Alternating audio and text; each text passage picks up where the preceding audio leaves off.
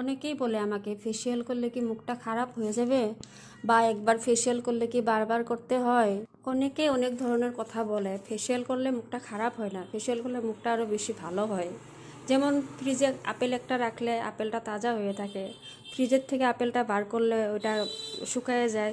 ঠিক ফেসিয়ালটাই তেমন। Facial massage করার ফলে মুখে স্বাভাবিকভাবে রক্ত চলাচল হয়, যার ফলে মুখ হয়ে ওঠে সুন্দর, আকর্ষণীয়। নিয়মিতভাবে রক্ত চলাচল হয়। নিয়মিত ফেসিয়াল করালে মুখে তাড়াতাড়ি বয়সের ভাঁজ পড়ে না। অতি খারাপ স্কিনও দীর্ঘদিন ধরে ফেসিয়াল করালে সুন্দর হয়ে ওঠে।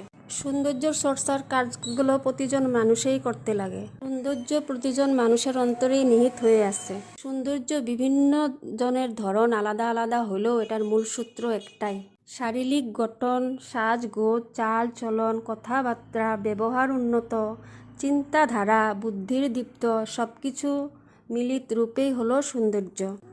তাই নারী পুরুষ প্রত্যেকেই উচিত সঠিক সৌন্দর্য চর্চার সাহায্যে এই সব কিছু নিজের আয়ত্তে এনে অন্যের কাছে নিজেকে গ্রহণযোগ্য করে তোলা।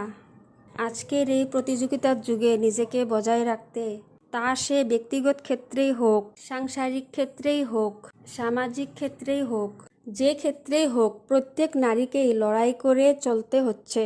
সব রকম পরিস্থিতি ও পরিবেশের মাঝে নিজেকে সুস্থ, সতেজ, ঝলমলে করে তুলতে রূপচর্চারও প্রয়োজন।